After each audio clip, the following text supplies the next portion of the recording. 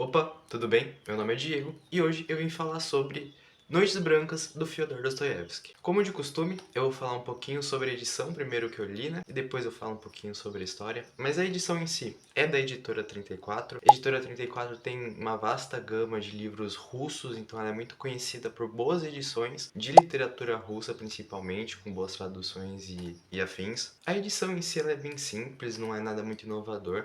Ainda assim, às vezes eu prefiro, não gosto muito de livros com capas muito exageradas ou coisas assim. Então a gente tem como padrão de todas as obras da Editora 34 uma imagem aqui em cima e o título, não é nada muito diferente. Sobre a gravura, eu vou até falar um pouquinho depois a respeito delas, porque não só na capa, mas durante todo o livro vai aparecer algumas. A tradução eu vou falar um pouquinho depois, mas sobre material. A capa é brochura, não é capa dura, mas ainda assim ela é bem resistente, não é nada que incomoda durante a leitura.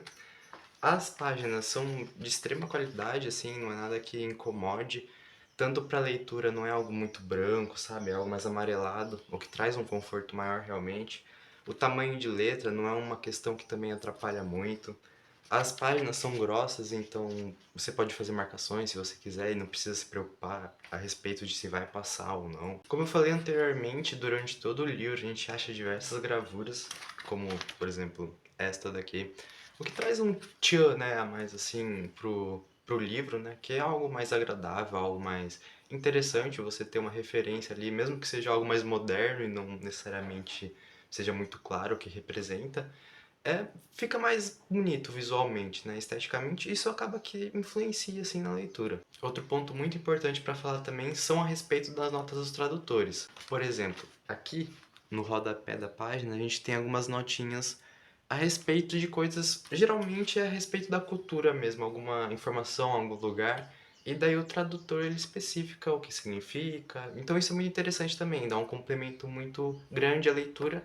Até para nós que não temos ciência dessa cultura russa, a gente pode se enturmar mais e até desfrutar de forma melhor, mais profunda com a leitura. Em relação às gravuras, foram feitas por Livro Abramo, um desenhista, pintor e gravador brasileiro, conhecido por ser um dos pioneiros das gravuras brasileiras modernas que a gente tem. Infelizmente ele veio falecer na década de 90, não lembro exatamente quando, mas ele foi responsável por uma grande gama de gravuras, inclusive as gravuras que estão presentes nesse livro aqui da Editora 34. A tradução do livro foi feita por Nivaldo dos Santos, um tradutor que não é tão conhecido, ao ponto de eu não ter conseguido achar nenhuma foto decente para mostrar ele aqui para vocês. Ainda assim, ele faz um trabalho muito interessante. Na própria Editora 34, ele tem 4 livros traduzidos, e todos do russo para o português, um deles sendo Noites Brancas. E ele já tem uma reputação consideravelmente boa de traduções, porque ele inclusive é um professor da Universidade de Campinas. Então, assim,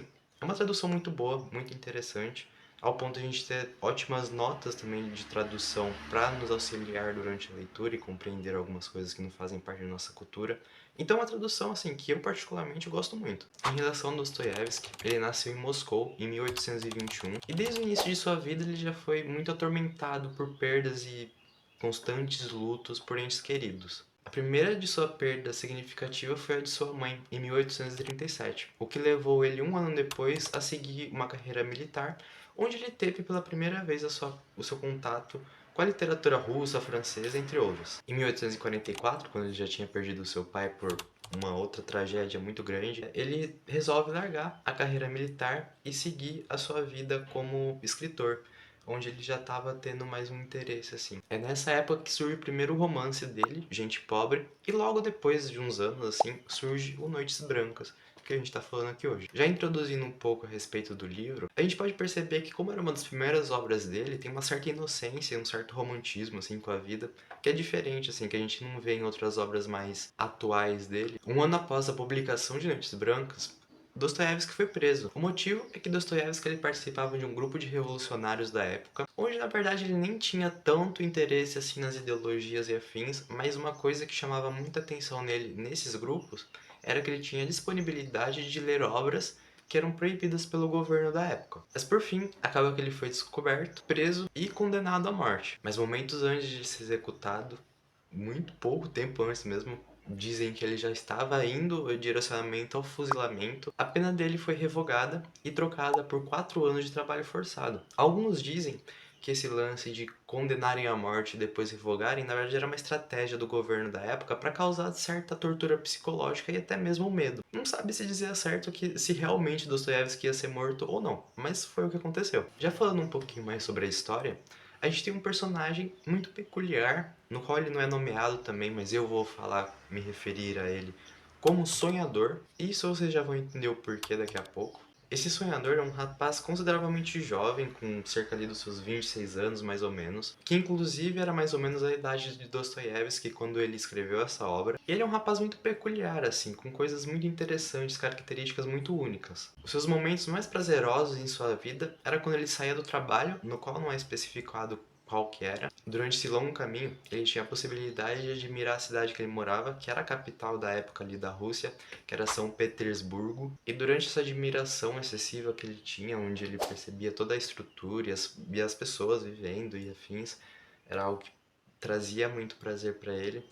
Ele começava a criar certas ilusões e certos cenários em sua imaginação com tudo aquilo que ele observava durante seus dias. Em um futuro diálogo que o livro vai apresentar, ele comenta sobre isso e até por isso ele se autodenomina um sonhador. Ele fica num ciclo constante de criar ilusões baseadas no que ele vê na vida dele, ilusões que muitas vezes são muito bonitas, muito belas em sua visão, e depois é tomado por uma certa onda de desilusão, onde ele percebe que aquilo é uma criação da cabeça dele. Ao mesmo tempo que isso parece uma forma bela de viver, e realmente é uma forma romântica, vamos dizer assim, é uma situação muito triste e até mesmo solitária. Porém, de repente, em uma bela noite, essa rotina dele muda. Acaba que ele encontra uma jovem moça que estava encostada assim na ponte, no parapeito, com uma feição muito triste, sabe? Com uma feição tipo que ela já estava meio disposta em desistir de tudo. E ele fica, de certa forma, momentaneamente ali, muito obcecado por isso. Acaba que depois de uma série de acontecimentos que eu não vou adentrar muito, ele acaba que salva a vida dela ali momentaneamente, não porque ela iria se jogar, mas por um outro acontecimento, e acaba que eles têm o seu primeiro contato. Depois disso, ele percebe que ela é tão peculiar e sonhadora quanto ele, o que leva a futuros encontros durante o livro. Esses encontros acontecem em 4 noites brancas, inclusive Noites Brancas não é um título realmente só um título bonitinho, Noites Brancas é um fenômeno que acontece realmente, um fenômeno natural, onde em algumas noites, no ápice do verão, em alguns países mais próximos ao Polo Norte, a noite não fica totalmente escura.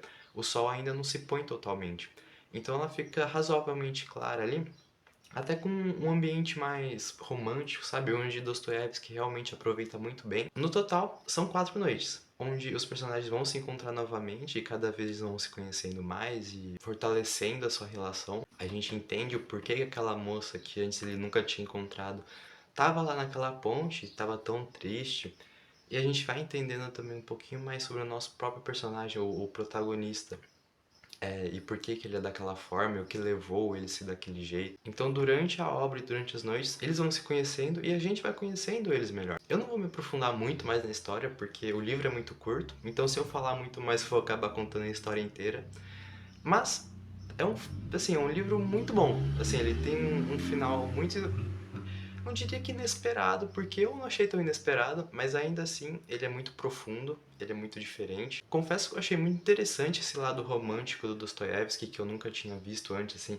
Por mais que ele traga certos romances em suas obras, nunca é o foco, né? Existem outros focos maiores. Confesso que eu também estava um pouco receioso com isso, porque eu não sou muito fã de obras românticas, obras melodramáticas, mas eu confesso que graças àquela caracterização que o Dostoiévski dá pro ambiente, pros personagens dele, ficou uma obra muito única e muito tocante, realmente, envolvente, sabe?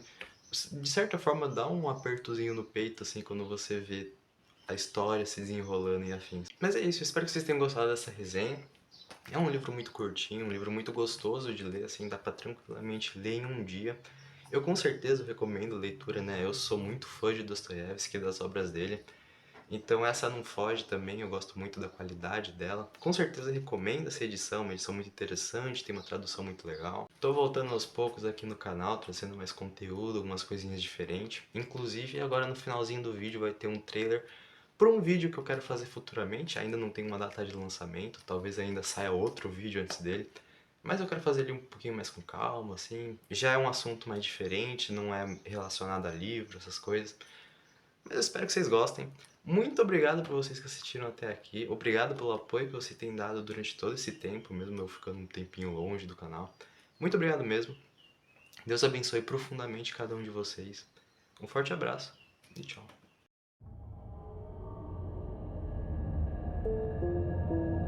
O presidente Lula marcou a cerimônia para sancionar a proibição de celulares nas escolas. Juliana, não vai ter mais dancinha de TikTok?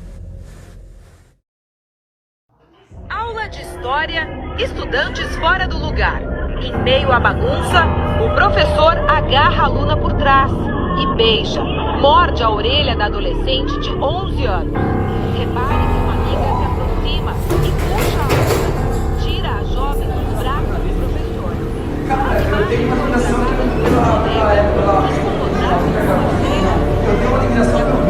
Desde o início do ano, decidiu fazer o vídeo e mostrar. eu sou